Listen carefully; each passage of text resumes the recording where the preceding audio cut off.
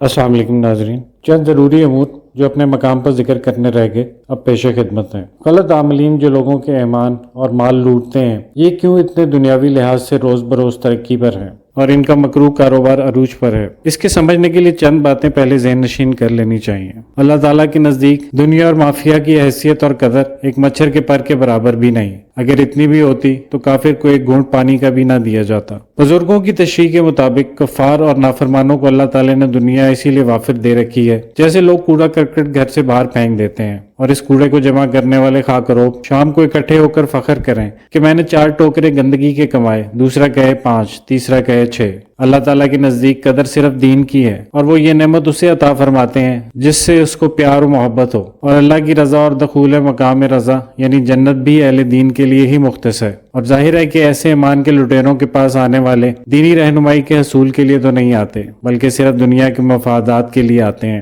اور پھر اللہ تعالیٰ کوڑا کرکٹ ان کی طرف پھینک دیتے ہیں۔ فرمان باری تعالیٰ ہے، جو شخص دنیا کی کھیتی چاہتا ہے اسے ہم دنیا میں ہی دے دیتے ہیں مگر آخرت میں اس کا کوئی حصہ نہیں، اور پھر یہ بدقسمت لوگ اپنی دنیا کا حصہ حاصل کر کے حظ آخرت سے محروم ہو جاتے ہیں۔ اللہ تعالیٰ نے بندے کی روزی جتنی مقرر فرمائی ہے وہ بصورت حلال ہے، مگر شیطان اپنے ہتھ کنڈوں سے اسے حرام ذرائع سے دلواتا ہے، یہ چکمہ دے کر کہ تو یہ فراڈ اور ظلم کرے گا تو تھوڑی سی مدت میں ہی امیر بن جائے گا، حالانکہ اس سے ذرا بھر بھی زیادہ نہیں ملے گا جو اس کی قسمت میں لکھا جا چکا ہے اور جس کا اسے علم نہیں ہے۔ حضرت علی رضی اللہ عنہ کو دن چڑھے، سفر میں کوئی نفل نماز پڑھنے کی ضرورت پیش آئی تو اس صحرا میں کوئی درخت وغیرہ نہ ہونے کے باعث ایک راہگیر کو کہا کہ بھائی اگر کوئی تکلیف نہ ہو تو تھوڑی دیر میرے گھوڑے کی لگام پکڑ کر بیٹھے رہو، میں 2 نفل نماز ادا کر لوں۔ اس نے بخوشی قبول کیا۔ حضرت علی رضی اللہ عنہ نے نماز شروع کی۔ ان کی نماز میں محویت دیکھ کر اس شخص کے دل میں خیال آیا کہ اگر تو اس گھوڑے پر سوار ہو کر بھاگ جائے تو انہیں پتہ بھی نہیں لگے گا، مگر جب پکڑا گیا تو ہاتھ کاٹ دیا جائے گا، لہٰذا یہ اسکیم تو رہنے دے،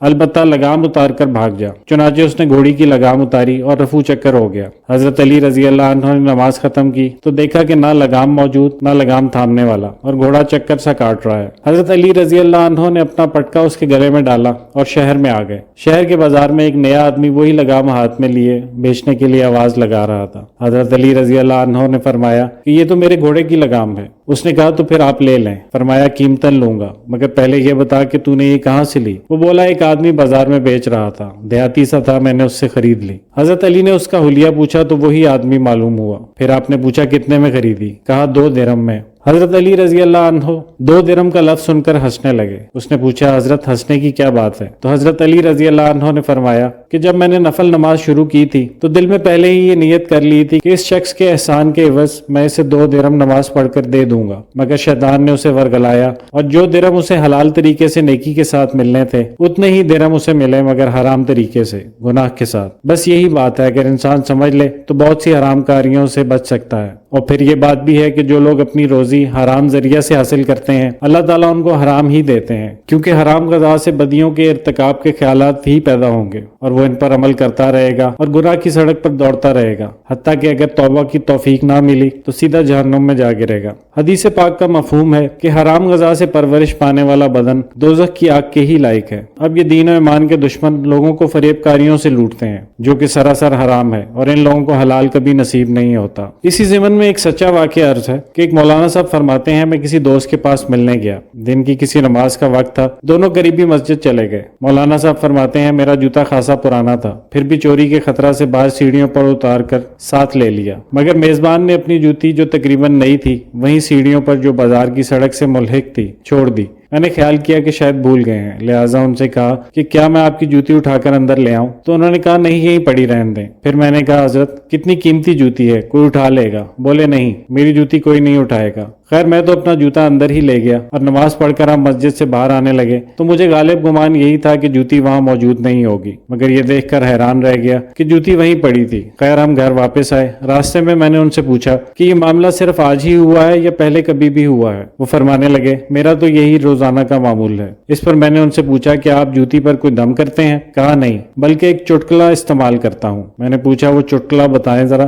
فرمایا چٹکلا یہ ہے کہ جب میں جوتی اتارتا ہوں تو ضرور یہ نیت کر لیتا ہوں کہ اگر کسی شخص نے میری یہ جوتی چرا لی تو میری طرف سے اسے معاف اور حلال ہے۔ اب جو شخص اسے چرانے کی کوشش کرتا ہے پہلے اسے دیکھ کر خوش ہوتا ہے کہ خاصا قیمتی مال ہے، مگر فوراً شیطان اس کے دل میں یہ وسوسہ یا خیال ڈالتا ہے کہ کنکھیوں سے دیکھ، وہ آدمی تجھے دیکھ رہا ہے، ابھی تو دھر لیا جائے گا۔ چنانچہ وہ اسے چھوڑ دیتا ہے اور آگے بڑھ جاتا ہے، اور دوبارہ پھر دوسری جانب سے آتا ہے تو سامنے دوسری جوتیاں پڑی ہوتی ہیں، وہ ان میں سے کوئی ایک اٹھا کر چھپا لیتا ہے، اور اس وقت اس کے دل میں کوئی خطرہ یا خیال پیدا نہیں ہوتا سوائے اس کے کہ تو کتنے عرصے سے یہ کام کامیابی کے ساتھ کر رہا ہے، ایسے ہی اب بھی کامیاب ہوگا۔ بھلا شیطان ان پہلی جوتیوں کے اٹھانے کے وقت کیوں اسے روک دیتا ہے؟ اس لیے کہ اگر حلال لقمہ اور روزی اسے نصیب ہو گئی تو اس کی برکت سے کہیں یہ تائب ہی نہ ہو جائے، اور پھر حرام خوری کے ساتھ تسلسل اسے مزید گمراہی میں دھکیلتا رہتا ہے۔ اور جس طرح ایک صالح اور متقی حلال کمائی سے روزی حاصل کرنے والے شخص کو حرام بلکہ مشتبہ روزی بھی بلائے جان اور عذاب معلوم ہوتی ہے، اسی طرح حرام کھانے والوں کو حلال روزی بھی وبال جان معلوم ہوتی ہے، اور شیطان اس سے نفرت یا کراہت یا مصنوعی خوف کے ذریعے اسے اس سے باز رکھتا ہے۔ بس یہی ٹوٹکا ہے۔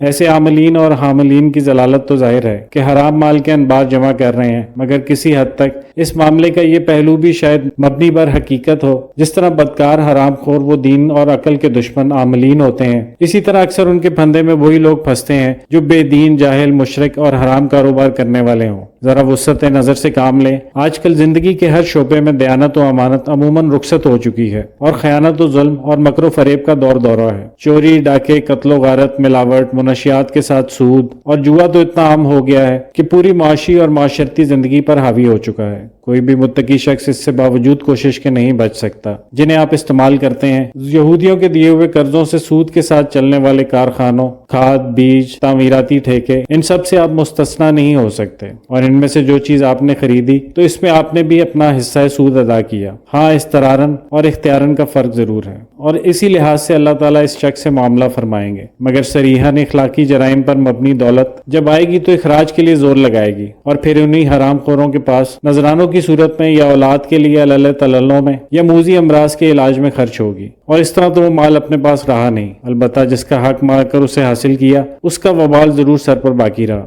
آپ کی بصیرت اگر ذرا غور و تدبر فرمائے تو یہ دیکھے گی اور گواہی دے گی کہ اللہ تعالیٰ اور اس کے رسول اکرم صلی اللہ علیہ وآلہ وسلم کے پابند شریعت لوگ جو حتی الامکان غلط عقائد و اعمال اور اوہام و خرافات خصوصاً دنیا کی زیب و زیبائش کے پھندے سے بچتے ہیں، کتنی سکون سے اور صاف ستھری زندگی بسر کرتے ہیں۔ اللہ تعالیٰ ان کی جان، مال، رزق اور اولاد میں برکت عطا فرماتے ہیں۔ وہ دین کے معاملے میں اونچے کو اور دنیا کے معاملے میں نیچے کے شخص کو دیکھتے ہیں، اللہ تعالیٰ کی رضا پر راضی رہتے ہیں، اور آخرت کی اصلی اور دائمی زندگی کو پیش نظر رکھتے ہیں، تو اللہ تعالیٰ ان کو اکثر مصائب و آلام، موذی امراض، حادثات اور دیگر پریشانیوں سے بچائے رکھتے ہیں۔ ایسے لوگ ہرگز دین و ایمان کے ڈاکوؤں کے قابو میں نہیں آتے، کیونکہ وہ ان کے قریب ہی نہیں جاتے، نہ وہ خود کسی کو دھوکہ دیتے ہیں اور نہ کسی سے دھوکہ کھاتے ہیں۔ اللہ تعالیٰ کی رحمت ہمہ وقت ان کے ساتھ شامل رہتی ہے، نتیجتاً جان بھی محفوظ، ایمان بھی محفوظ اور مال بھی محفوظ۔ وآخر دعوانا ان الحمدللہ رب العالمین۔